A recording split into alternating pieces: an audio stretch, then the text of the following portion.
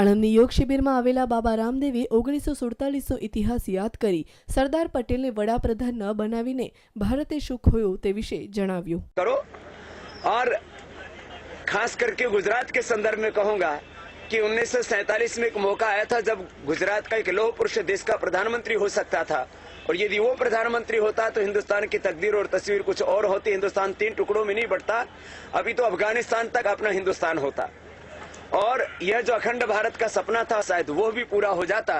1947 में हम चूक गए, बापू को कांग्रेसियों ने बहका दिया, और इसीलिए उन्होंने जो है नेहरू पर ज्यादा भरोसा कर लिया, और नेहरू की ऐसी नीतियां थी जिससे इस देश में चारों तरफ गरीबी, बेरोजगारी, दरिद्रता आ गई, और पूरी दुनिया के सामने भारत को नीचा देखना पड़ रहा है। सिंहासन पर मोदी जैसा महानायक आरूढ़ हो और वह 300 से ज्यादा सांसदों के साथ सत्ता में जाए, इसके लिए 1 मार्च को मैं खुद दिल्ली से इस कार्यक्रम की शुरुआत कर रहा हूं। मैं खुद 500 घरों में जाऊंगा, बीच के में जा रहा हूं, एक बार फिर वापस आऊंगा गुजरात। मैं खुद 1 मार्च को 500 घरों में जाऊंगा, और 1 मार्च से एक जिले में औसत हमारे 250 कार्यकर्ता ये काम को शुरू करेंगे।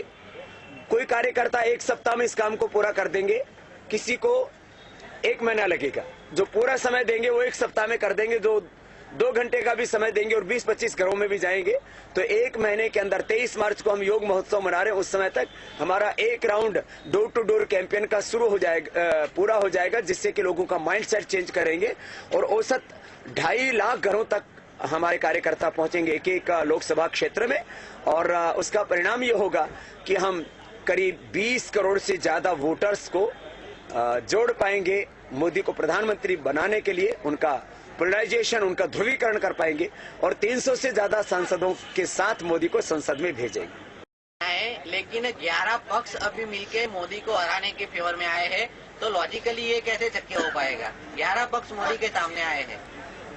जिसको 20 करोड़ से ज्यादा वोट मिलेंगे उसकी केंद्र में सरकार होगी। हम 20 करोड़ से ज्यादा वोटर्स के वोटों का ध्रुवीकरण करेंगे। वो अपना काम करते रहे, 3रा मोर्चा हो, 4था मोर्चा हो, 5वां मोर्चा हो, कोई परवाह नहीं हमको। बहुत से 11 पक्ष एकजुट हाँ, कितने हो जाए, चाहिए 100 हो जाए। अब देश के लोग इस देश में पूर्ण बहुमत वाली, ईमानदार, अनुभवी, स्थायी और मजबूत सरकार देखना चाहते हैं, और वो केवल मोदी दे सकते हैं।